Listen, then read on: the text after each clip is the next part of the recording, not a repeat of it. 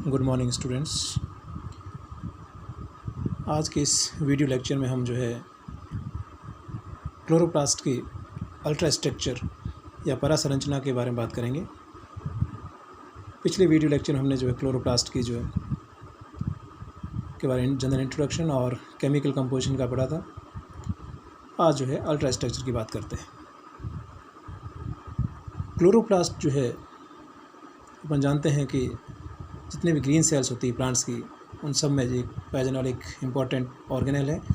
और ये chloroplast solar energy सूर्य की जो रेडिएशन एनर्जी है उसको केमिकल एनर्जी में कन्वर्ट करके और कार्बोहाइड्रेट का निर्माण करते हैं। इसके अलावा ये ऑक्सीजन मुक्त करके वायुमंडल का शुद्धिकरण भी करते हैं। बहुत इम्पोर्टेंट ऑर्गेनेल है। इसकी अल्ट्रा स्ट्रक्चर की बात करें तो इसकी अल्ट्रा स्ट्रक्चर में इन पॉइंट से हम इसके अल्ट्रा स्ट्रक्चर को समझ सकते हैं कि क्या क्या इसके मुख्य भाग होते हैं। सबसे पहले हम बात करते हैं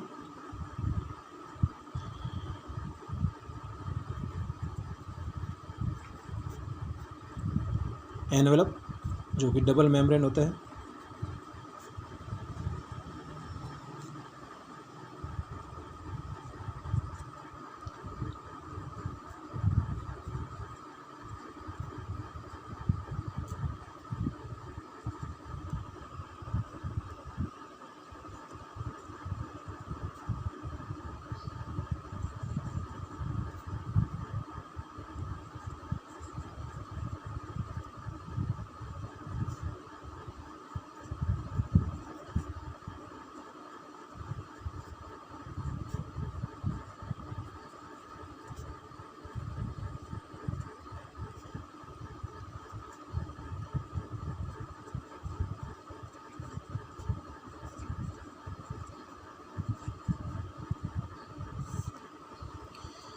एक क्लोरोप्लास्ट की स्ट्रक्चर में ये भाग पाए जाते हैं। सबसे पहले बात करते हैं डबल मेम्ब्रेन बाउंड एनवेलप। ये क्लोरोप्लास्ट की स्ट्रक्चर है और क्लोरोप्लास्ट का जो कवर होता है वो दो स्मूथ मेम्ब्रेन के द्वारा बना होता है। और ये मेम्ब्रेन डबल मेम्ब्रेन स्ट्रक्चर है। ये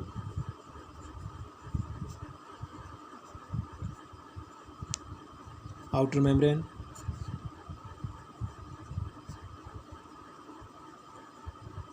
इनर मेम्ब्रेन, तो इस तरह से ये डबल मेम्ब्रेन से स्ट्रक्चर है। और हर मेम्ब्रेन आउटर और inner membrane 50 to 80 angstrom thick होती है और लिपोप्रोटीन यूनिट मेम्ब्रेन के अनुसार ऑर्गेनाइज रहती है। अब ये जो आउटर और इनर मेम्ब्रेन डबल मेम्ब्रेन, इनके बीच में एक स्पेस पाया जाता है और उस स्पेस को हम कहते हैं peri membranous space.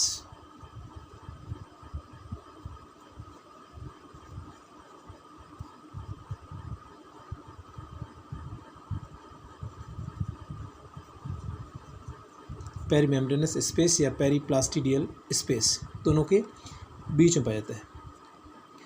Outer membrane इसकी ये मेम्ब्रेन लो मॉलिक्यूल वेट्स वाले कई पदार्थों के लिए परमेबल होती है। इसका मतलब ये हुआ कि वो ये पदार्थ साइटोप्लाज्म से कंटिन्यू इस पेरी मेम्ब्रेनस या पेरीप्लास्टिडियल स्पेस में आ सकते हैं। जबकि जो इनर मेम्ब्रेन है, बाहरी मेम्ब्रेन या आउटर मेम्ब्रेन की तुलना में कम पारगम्य होती है और इसमें से ऐसे कई पदार्थ पार नहीं हो सकते जो आउटर मेम्ब्रेन से हो जाते हैं, जैसे कि सुक्रोज, फॉस्फेट, न्यूक्लियोटाइड एट्सेट्रा। इस प्रकार ये जो इनर मेम्ब्रेन है वो इस मैट्रिक्स के बीच और साइटोप्लाज्म के बीच में एक बैरियर के रूप में काम करती है कि बाहर की ओर जो साइटोप्लाज्म है और अंदर की ओर जो स्ट्रोमा का जो मैट्रिक्स है, इस मैट्रिक्स के बीच में ये इनर मेम्ब्रेन एक बैरियर के रूप में काम करती है। और इस पर कई इनर मेम्ब्रेन पर कई मेटाबोलाइट्स के परिवहन के लिए कई प्रकार के कैरियर्स भी पाए जाते हैं। और इस वजह से क्लोरोप्लास्ट की इनर मेम्ब्रेन माइटोकॉन्ड्रिया की इनर मेम्ब्रेन के लगभग होती है, उसके जैसी होती है। तो इस तरह से ये डबल मेम्ब्रेनस एनवेलप हुआ। उसके बाद हम बात करते हैं स्ट्रोमा की। क्लोरोप्लास्ट में जो है ये इनर मेम्ब्रेन से कवर्ड ग्रेन्युलर मैट्रिक्स या स्ट्रोमा पाई जाती है, और इस स्ट्रोमा में कई जो है वेल ऑर्गेनाइज्ड लेमिनर सिस्टम पाया जाता है। कई प्रकार की जो है ग्रेन्युलर स्ट्रक्चर पाई जाती है, जैसे ये हमें दिखाई दे रही है। कई तरह की ग्रेन्युलर स्ट्रक्चर जो है हमें ये दिखाई देती है, वेल ऑर्गेनाइज्ड, सुव्यवस्थित रूप से। और इस लेमिली को, इस सिस्टम को कहते हैं ग्रेना या ग्रेनम कहते हैं। ग्रेनम के अलावा इसके अंदर, इस मैट्रिक्स के अंदर, स्ट्रोमा के अंदर बहुत सारे प्लास्टोग्लोबुलाई पाए जाते हैं। ये प्लास्टोग्लोबुलाई है।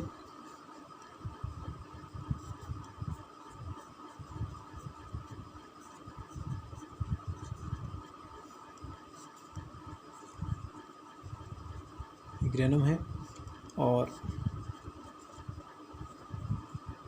ये स्ट्रोमा। तो इस तरह से इसके अंदर बहुत सारे प्लास्टोग्लोबुलाई है और ये इसकी ग्रेन्युलर मैट्रिक्स है। इसके अलावा इसके अंदर 70S प्रकार के राइबोसोम पाए जाते हैं।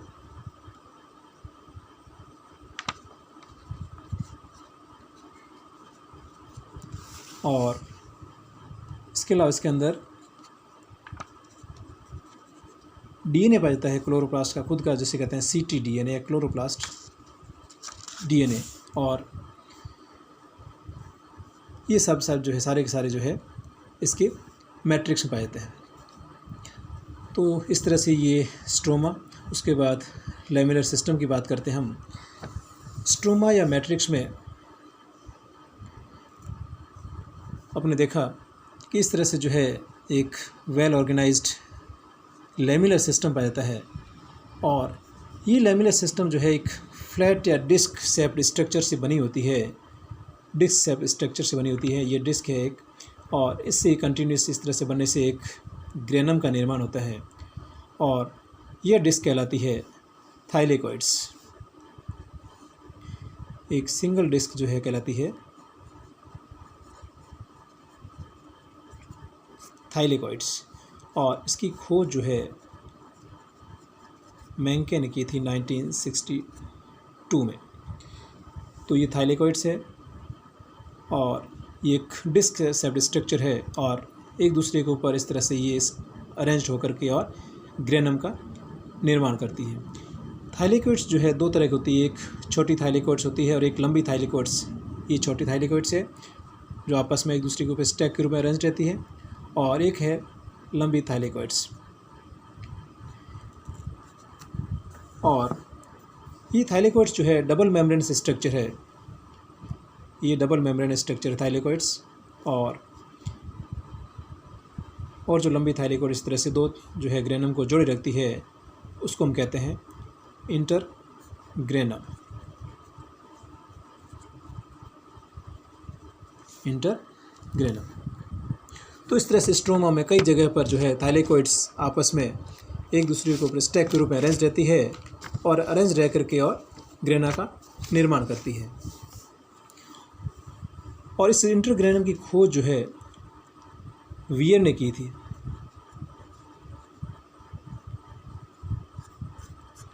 इंटरग्रेनम को हम जो है फ्रेट चैनल भी कहते हैं। Freight channel.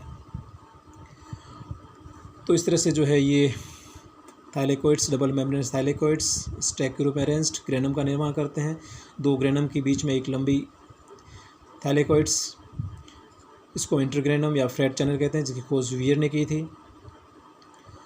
और एक जो कंप्लीट ग्रेनम है, जैसे ये स्टैक है, इसके अंदर जो है 10 to 100 थाइलेकोइड्स का स्टैक जो है चट्टा रहता है। और अपन जानते हैं कि थाइलेकोइड्स डबल मेम्ब्रेन स्ट्रक्चर है। ये double membrane, outer membrane, inner membrane.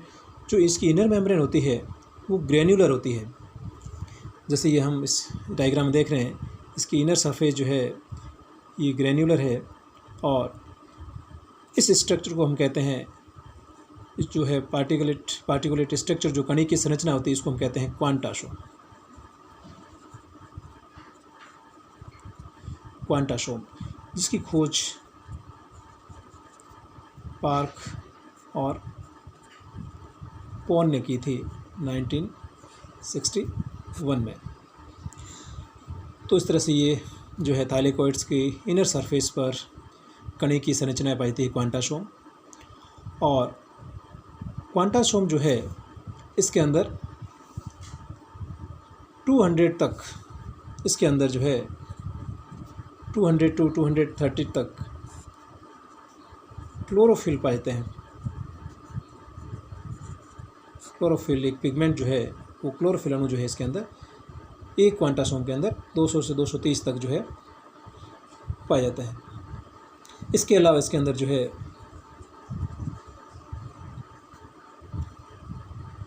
Carotenoids भी पाए जाते हैं। तो इस तरह सारे पिगमेंट जो है इसके अंदर पाए जाते हैं। अब चूंकि ये पिगमेंट पाए जाते हैं क्लोरोफिल, कैरोटीनॉइड्स, इसकी वजह से क्वांटासोम को जो हम फोटोकेमिकल रिएक्शन, जो कि फोटोसिंथेसिस की इम्पॉर्टेंट रिएक्शन होती है, फोटोकेमिकल रिएक्शन,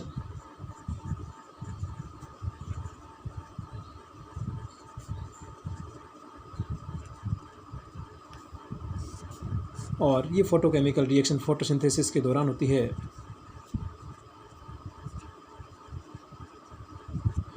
उसकी सबसे छोटी इकाई है, सबसे छोटी इकाई कह सकते हैं, या वो जगह है जहाँ पर क्वांटासोम, जहाँ पर फोटोकेमिकल रिएक्शन होती है। तो इस तरह से जो है फोटोकेमिकल रिएक्शन का स्थल है क्वांटासोम। अब थाइलेकोइड की स्ट्रक्चर की बात करें, एक अल्ट्रा स्ट्रक्चर की बात करें, तो थाइलेकोइड्स जो है, ये थाइलेकोइड्स की स्ट्रक्चर है, ये पूरी थाइलेकोइड्स की स्ट्रक्चर है। और इस थाइलेकोइड स्ट्रक्चर जो है, एक थाइलेकोइड्स 140 एंगस्ट्रॉम की होती है, 140 एंगस्ट्रॉम या 14 नैनोमीटर। और इसमें जो है ये फोटोसिंथेटिक पिगमेंट अरेंज रहते हैं। डबल मेम्ब्रेन स्ट्रक्चर, ये प्रोटीन लेयर है, ये प्रोटीन है, ये प्रोटीन लेयर, ये प्रोटीन लेयर। इसके बीच में जो है ये पोर्शन जो है लिपिड का बना हुआ, लिपिड, और ये जो पार्ट है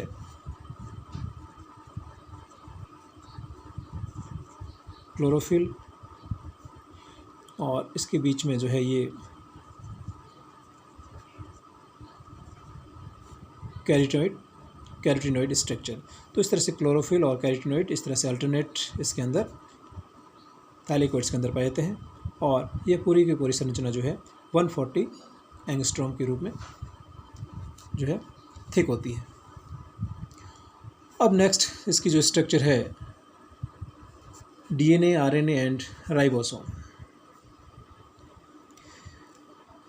क्लोरोप्लास्ट के अंदर जो डीएनए पाया जाता है, सर्कुलर डीएनए होता है, और यह डीएनए जो है प्रोकैरियोटिक डीएनए के जैसा होता है, प्रोकैरियोटिक डीएनए के जैसा होता है। और इस डीएनए को हमने क्लोरोप्लास्ट डीएनए या ctDNA नाम दिया। एक क्लोरोप्लास्ट डीएनए जो है 15 से 30, 15 to 30, ctDNA जो होता है एक क्लोरोप्लास्ट के अंदर, वो 15 to 30 की संख्या में जो है होते हैं। और एक अणु जो है, वन मॉलिक्यूल्स जो है इसका, वो 15 टाइप के जो प्रोटीन को कोड कर सकता है, 15 टाइप के प्रोटीन को कोड कर सकता है। इस तरह से जो है ctDNA जो है रेप्लिकेशन के द्वारा खुद का डीएनए और ट्रांसक्रिप्शन के द्वारा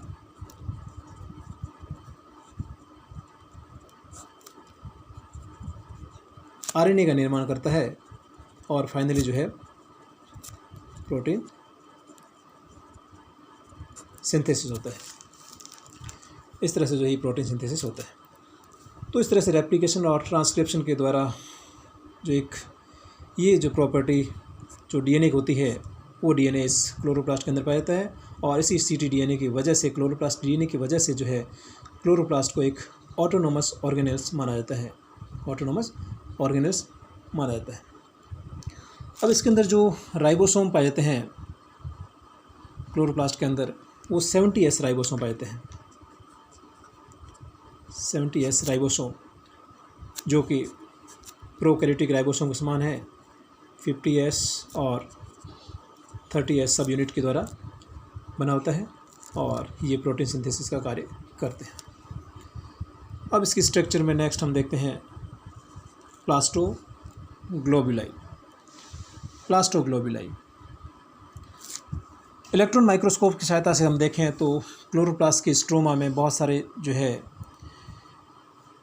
ग्रेन्यूल्स दिखाई देते हैं, छोटे छोटे, और इस ग्रेन्यूल्स को हम ऑस्मियोफिलिक ड्रॉपलेट्स या प्लास्टोग्लोबुलाई कहते हैं।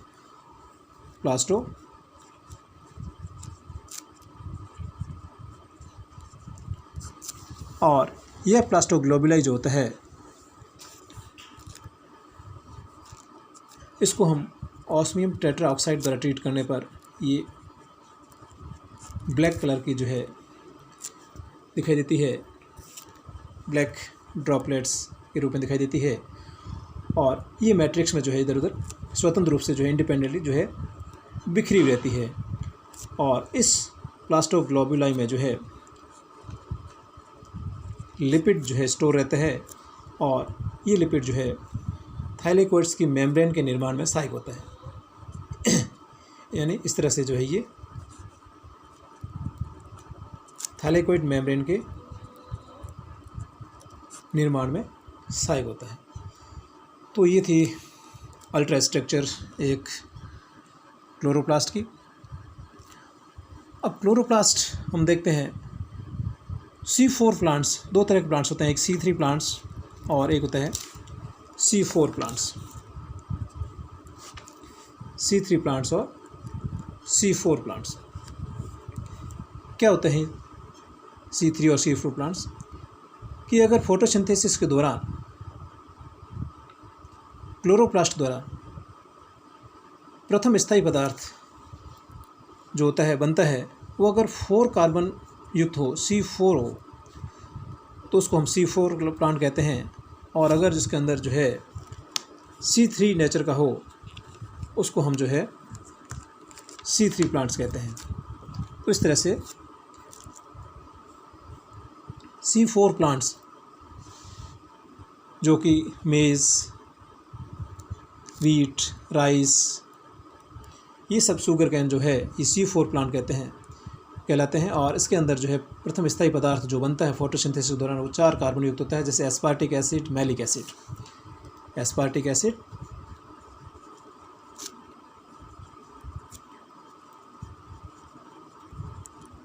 Malic acid.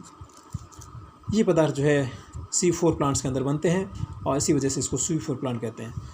अब इसके अंदर क्लोरोप्लास्ट को देखते हैं कि इसके अंदर क्लोरोप्लास्ट किस तरह का होता है। इसके अंदर जो है इन प्लांट्स के अंदर 2 तरह का क्लोरोप्लास्ट पाया जाता है, और 2 तरह का क्लोरोप्लास्ट पाए जाने की वजह से इसके अंदर हम कह सकते हैं कि क्रेंच एनाटोमी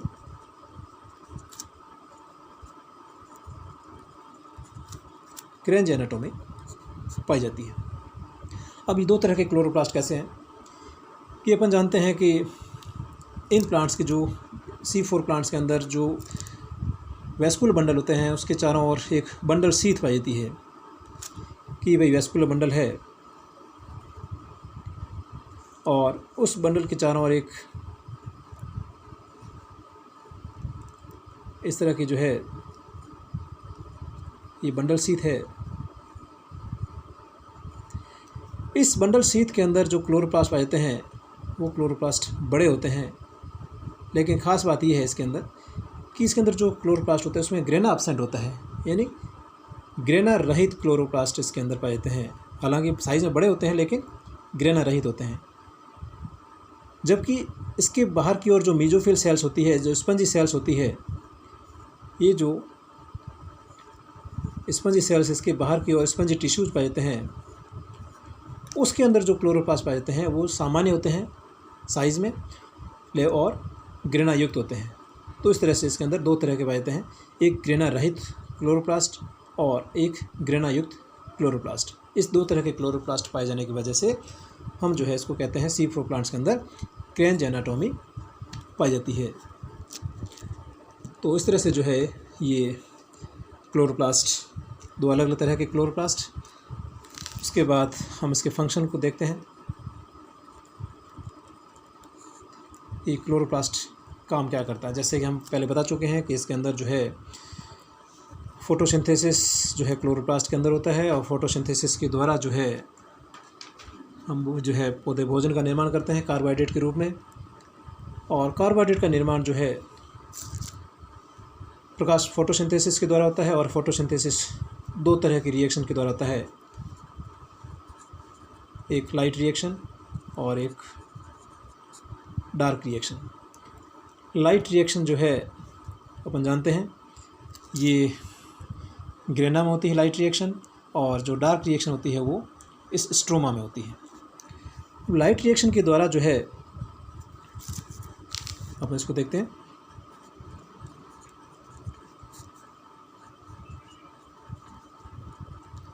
लाइट रिएक्शन जो है उसके द्वारा दो पदार्थ बनते हैं, एक एटीपी का निर्माण होता है और एक जो है रिड्यूसिंग पावर जो है NADPH2 का निर्माण होता है। एटीपी और NADPH2 का निर्माण होता है, और ये दोनों सम्मिलित रूप से जो है एसिमिलिट्री पावर कहलाते हैं।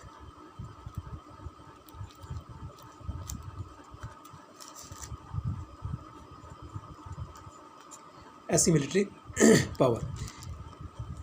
इस एटीपी और NADPH2 का उपयोग जो है आगे चल करके और डार्क रिएक्शन होता है, और इस का यूज़ जो है आगे डार्क रिएक्शन होता है जो कि ग्रेना में होती है, और उसके बाद में जो है CO2 का अपचयन होता है।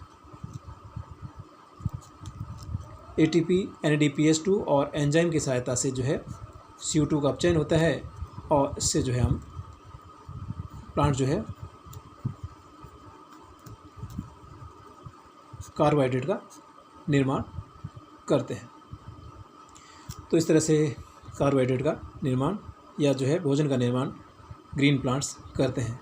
इसके अलावा क्लोरोप्लास्ट में जो क्लोरोप्लास्ट DNA, RNA और राइबोसोम जो होते हैं उनके द्वारा प्रकाश संश्लेषण के लिए आवश्यक एंजाइम्स और इलेक्ट्रॉन कैरियर्स का भी सिंथेसिस किया जाता है। तो इस तरह से हमारी ये जो आज की इस वीडियो लेक्चर में जो है क्लोरोप्लास्ट की अल्ट्रा स्ट्रक्चर हमने देखी। Thank you.